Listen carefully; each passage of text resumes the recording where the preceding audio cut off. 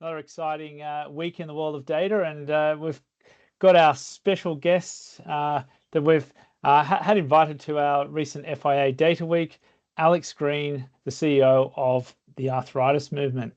So welcome, Alex. Thanks for having me on, chaps. Yeah.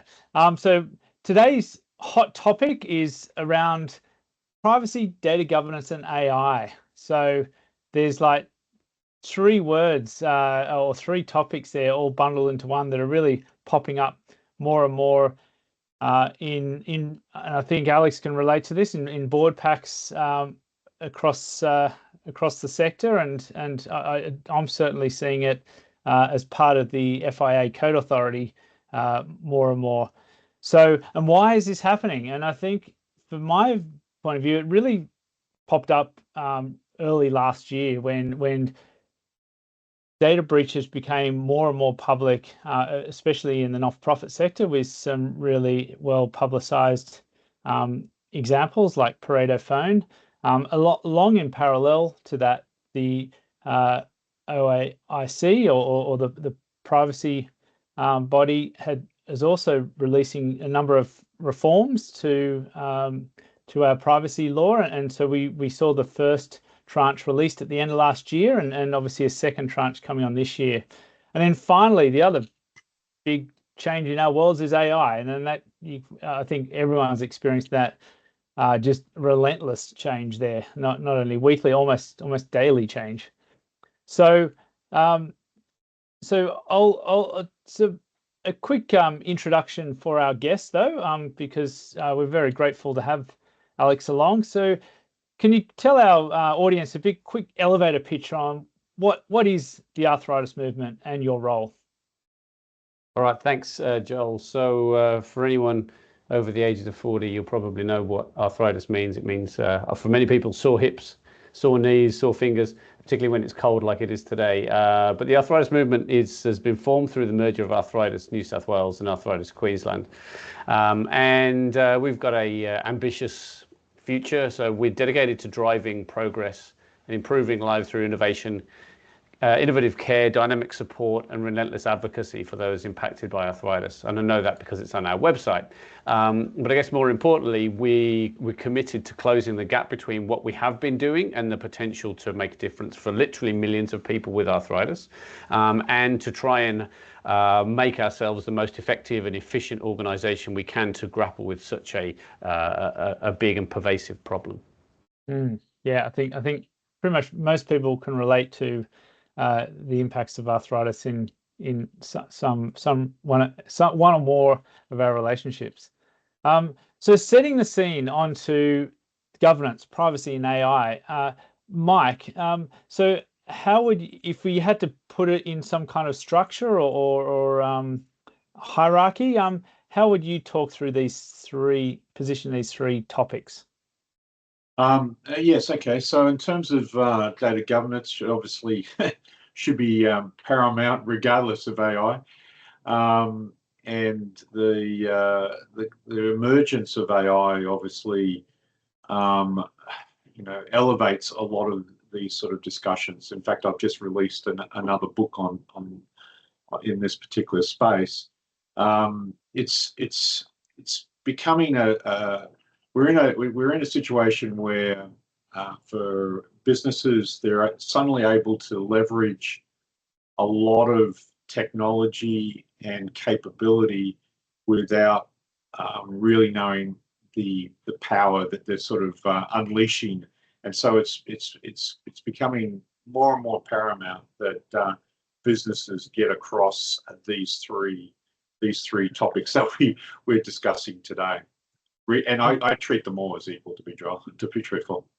Yeah. I mean, although I've heard like privacy may sit underneath data governance, but yeah, they're all interrelated in a way. Yeah, definitely all interrelated. Yeah. Well, maybe Alex, on that, does that match your experience that you've had at the Arthritis Movement? And just to give a bit of context to our audience, around 18 months ago, we sat down with Alex and the team, and we did a fair bit of deep dive discovery on and baselining on their privacy and data governance current setup, and obviously out of that assessment, a whole range of recommendations and findings and scoring came out of that, and that's where Alex will then talk a lot more about today on. But Alex, yes. Yeah. So does that hierarchy match what happened for us? Not really. So we've, like every organization, we've talked about privacy for decades. We've talked about cybersecurity for decades, but the language around data governance has only really crept into our vernacular in the last couple of years. And certainly AI, whilst the acronym AI might have been known, the power and the transformation that AI represents to what we do is starting to become apparent now. So I understand the hierarchy, but our experience has been a bit different. However, right now we are absolutely treating those things. We're looking at them together rather than isolation. And one of the themes I'll talk about is this idea about having a more holistic approach to the things that previously were isolated, like cybersecurity, like a privacy policy, like the application of new technology. Bringing those all together has been one of the great legacies we've got from this audit. Yeah.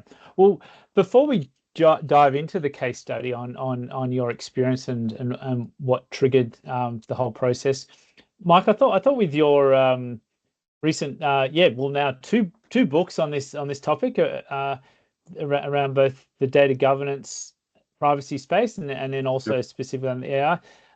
Thought maybe do you want to share a couple of contextual pieces out of those two books that then may fall into this case study? Yeah, okay. So my latest book is in this particular area is obviously still emphasizing the importance of data governance and privacy, but highlighting to businesses that AI as a tool can be transformational for businesses in the ability to, automate and govern a lot of processes that historically required eyes and focus and so on, right? So, for example, you could have complaints coming into an organization which are fully monitored by an AI agent now that can escalate those complaints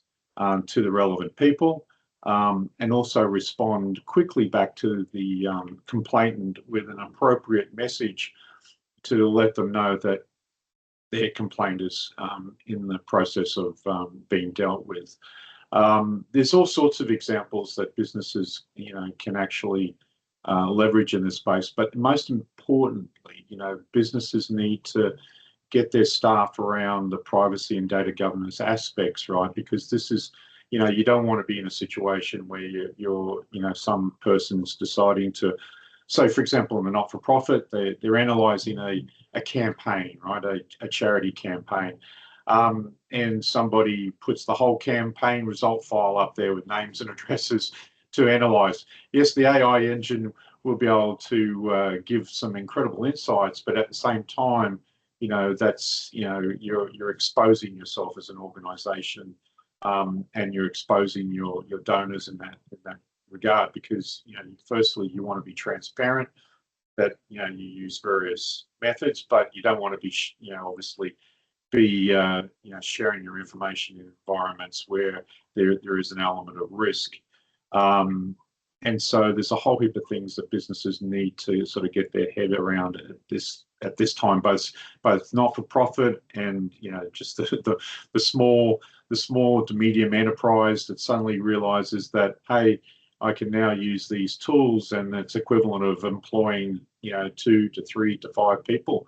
in some regards. And in the case of our business, I would say that our leverage of this sort of technology has certainly meant that we've had the equivalent of at least 3 or 4 additional individuals, you might as well say, being able to leverage that additional capability in that sense. Yeah, yeah, yeah, and it's only continuing on a slight sort of tangent. I was listening recently to how CX or customer experience is really evolving quite rapidly in both charity and commercial world, and really replacing that concept of doing surveys and NPS scoring, which is kind of falling more and more redundant, and the ability for us to really collect and analyze much richer information or feedback loops on our. Exactly, like with the any sort of correspondence, phone calls, anything coming into the organization now can be leveraged from an AI perspective. So you may not have AI making calls or taking calls, which is technically possible at the moment and is being put into practice by a number of businesses out there. However, you can have AI listening in on calls and capturing information to help both the person taking the call. So the need to now take notes is certainly reduced. The ability to analyze that information quickly, to be able to know whether that customer is upset, happy, sad, all that sort of stuff can be quite quickly captured and integrated in terms of business flows. So yeah, it's very, very powerful in terms of what I'm seeing in terms of transformation, and it's moving at a far greater pace than I even imagined. Which is, it's crazy now. Yeah. So with that context, taking a step back with Alex and take from 18 months ago, because we are recognizing the world is changing rapidly. However, the foundations you set are still highly relevant today, and I think that's Alex has really pulled together a lot of his learnings and experience to share with our audience today. So looking forward to hearing. In fact, Alex, I believe you've pulled together a top 10 insights. And but before you share those top 10, can you tell us what triggered or motivated you to really look deeper into this space of privacy and governance? A couple of things, Joel. So you've mentioned a couple of the more high-profile data breaches, but there was a little flurry of them a couple of years ago, which lifted the sensitivity of directors and management to the importance of cybersecurity, particularly, and later broader data governance. So, from any director's perspective, when they carry some liability for organizational faux pas, they want to know that the organization is doing everything it can as a fit-for-purpose approach to cybersecurity, et cetera, so that we don't end up on the front pages of the papers or the organization going bust. So that.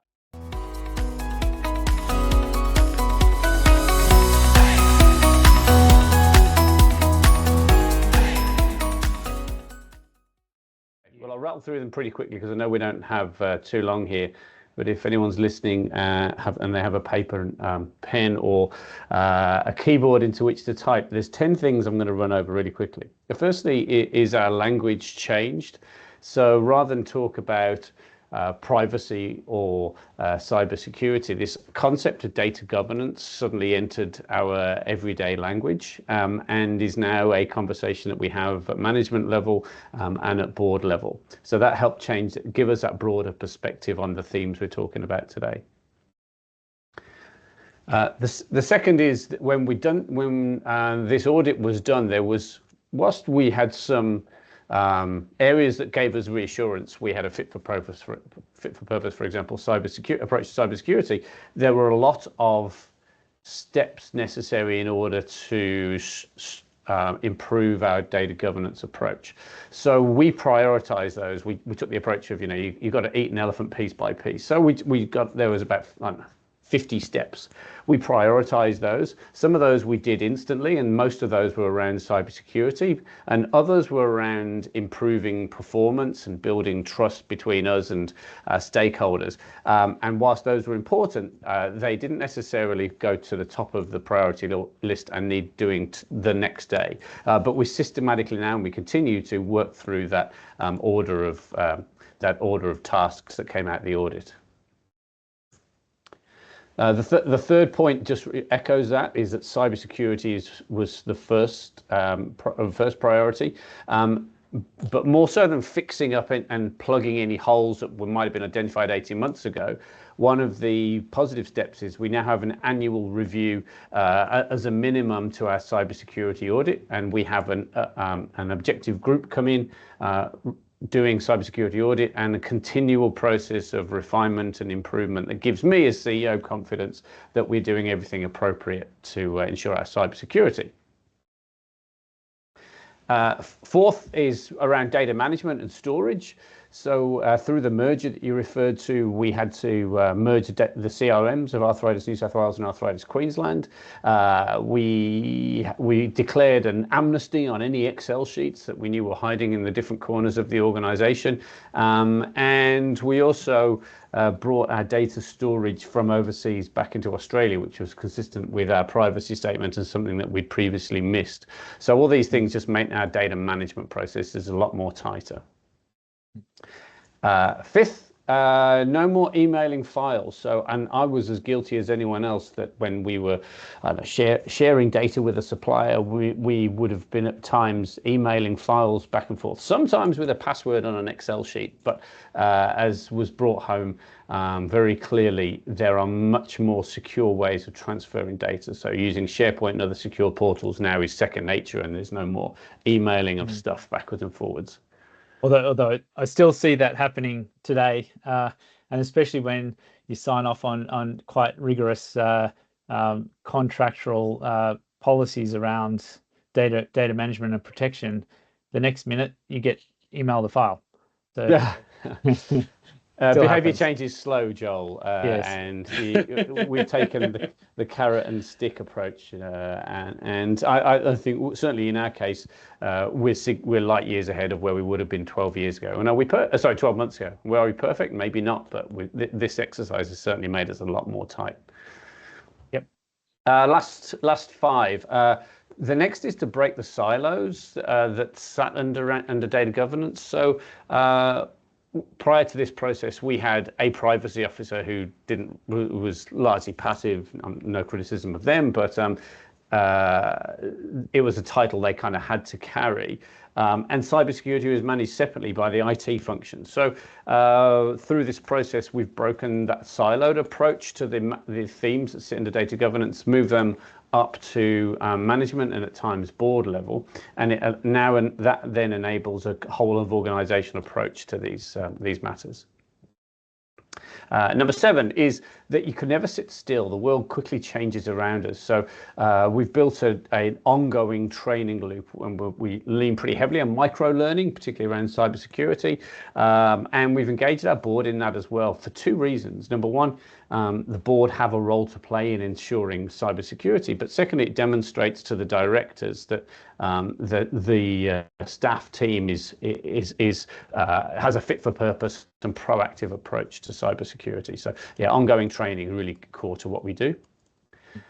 Last couple, we have data governance now is embedded in our business as usual. So that looks like things like we have a compliance calendar which looks at all our reporting obligations, also documents when we have our next cybersecurity reviews, suite of training, etc.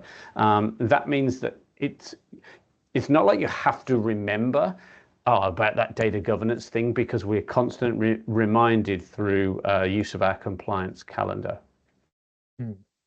Last 2, we've spent a lot of energy recently developing our own AI tool, something called Clara, a companion app that harnesses the power of AI to help people with arthritis stay well and manage their condition. And data security and data governance was absolutely central to the design of that tool, and it's enabled us to present this AI tool, which will be genuinely transformative, but with absolute confidence that it's not going to compromise people's own personal security. And lastly, and this is something that we will be getting into later this year, having fixed up all of the issues or all of the gaps that the audit presented, we then want to use these changes to better, more positively structure relationships with external stakeholders. So we'll be able to talk with confidence and credibility that when donors, for example, have a relationship with us, they can be confident that we're going to be managing their data in appropriate ways. And of course, like any charity, we trade on the trust that donors have in us. So layering in that trust around management of data, as well as the appropriate stewardship of their gifts, will only ever strengthen donor relationships. Yeah, and that's going to be a big one, building out donor trusts and going beyond compliance, really. So basically, moving more towards transparency with your donors. I agree. I think it's going to be a big frontier in the coming year or years. Can I ask a question of Alex? Alex, obviously you've done quite a bit in this particular space, which is fantastic. Is there a framework or something that you've adopted to be able to take on all of this and roll it out across the organization? Because there's a lot of charities out there that, they'll go down this path of having the audit, know their strengths and weaknesses, but they then stumble at how do I tackle all these problems and make these bite-sized chunks so the organization can move forward. It sounds like you've solved that problem and are able to roll all this out. Is there any advice you would give to charities that are sort of going down this path? Yeah. So first up, we elevated it to a board matter. So cybersecurity and data governance were on the board agenda, and it was managed initially as an action that came out of a series of board meetings, which then provides continuity and visibility to that kind of high level of action. And whilst data governance is still on the board agenda, actually the operationalization of the ongoing elements of data governance and the actions that came out of this audit actually exist within our ESG framework. So I'm sure most people know what ESG, environmental, social, and governance framework. There are multiple elements of data governance that sit within that. And so rather than create a separate data governance strategy, we just moved all those actions that sat out of our data governance audit into our ESG strategy, which pre-existed. And so, yeah, rather than something else to manage, we now have all these important steps and the visibility around these important steps into a pre-existing part of our business. Yeah. Okay. Cool. Now to wrap up those top 10, are there one, two, or three of them that you think had the most tangible, biggest impact on the organization? Yeah, honestly, the gaps in our cybersecurity, which were brought to attention, was the first. So I talked about prioritization of the steps. Some of those we literally did the next day. So turning on multi-factor authentication, for example, really paramount. Probably should have done it a year before, but what's that great phrase, right? The best time to plant a tree was 20 years ago. The next best time to plant it is today. So it just brought to light that there was some simple but really important cybersecurity steps we should do. So that was the first thing. The second is to break down those silos and bring data governance to a management team and or board level, so that when changes are enacted, they happen across the whole of the organization. They'd probably be the two top ones. Yep. Down to our last, we're getting close to wrapping up our podcast episode, but a few more questions. But what one would be just around, like, were there any like people or key roles that actually were important to actually make this whole engine run on a day? Now that you've got it in place. Yeah, okay. A bit like, well, my answer to that would be a bit like if you employ an HR manager, the risk is that you outsource culture and management of people to that person. Which is not a healthy thing to do. Similarly, prior to this audit, we had cybersecurity owned by the IT department. We had privacy owned by someone who sat in our fundraising team.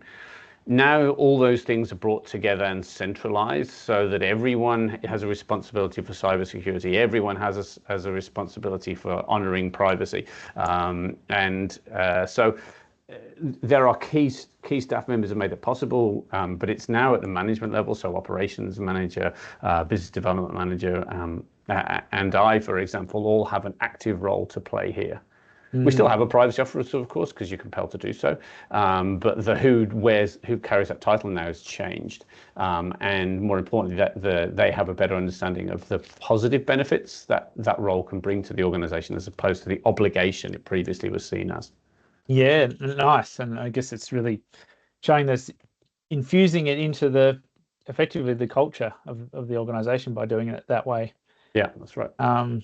Okay, well, we're going to jump into a bit of fun, doing our lightning round of questions. So we've got some rapid fire questions to pose to both Mike and Alex. So, if you with your governance documentation, what would be the first policy to draft? You'll mind, maybe Mike. In the data governance policy. Sorry, run that by me again. Sorry, Joel. What was that last? So when you're setting up your data governance, where would you your focus immediately jump into if you had to start with a policy? Yes. Yeah. Okay. With that, with a policy that all customer data is to be treated with respect, so to speak. Yeah. And yeah. Okay, Alex, what's your quickest security win that you can identify amongst? Okay. Without doubt, it was enabling multi-factor authentication everywhere now. And I remember initially people moaned about having to pull a phone out at key points when you wanted to fire up a system that previously would have happened instantly. But my word, it gives me so much more confidence that our systems are secure. Yeah, not nice. Mike, the biggest AI myth, given you've just written a whole book on it, what's the myth? Well, the biggest AI myth is probably not a myth. It will take over the world. Look, AI in the short term is not about replacing people, it's about empowering people. So the myth is that it will replace people in the short term. Long term, there is threat there. Yeah. Okay. Alex, apart from this podcast, what's a podcast or book that you'd recommend to listeners? Oh, crikey. Okay. Well, I'm selfishly, I'm on another podcast called the NFP CEO. That doesn't stand for not-for-profit CEO. That actually stands for the new for-purpose CEO. So people that are existing or potential CEOs of for-purpose organizations to jump on that, because it helps fill in the blanks, some of the things that you don't know. Yeah, nice. Okay, that's good to know. Okay, final question. This is actually I'll ask to both of you. So you're listening to this podcast on a Friday, and so what's your Monday morning action that you would recommend or jump into? Joel, I'll answer it for you. And as you had the generosity to invite me on, I'll say look into the data governance audit services that Marketsoft offer. There you go. Fantastic plug. Yep. And Mike? Look, just keep yourself up to speed. Yeah. On the news front in this particular area. Yeah. Well, as an additional plug, we actually also wrote a quick sort of quick link guidebook to data governance and privacy, like with checklists and scoring and everything like that, that people can download from the Marketsoft website. So that would be another quick action and win. So so to wrap up, I'd like to thank our guest Alex for joining us and sharing the wonderful and like inspiring world of data governance and privacy and AI. I think we had a good go at making this a fun topic, and hopefully you enjoyed it. And yeah, absolutely. And thanks, Mike, for sharing always your wisdom around these areas. No worries, Joe. All right. All Thank good. you, everyone. Bye. Okay, catch you.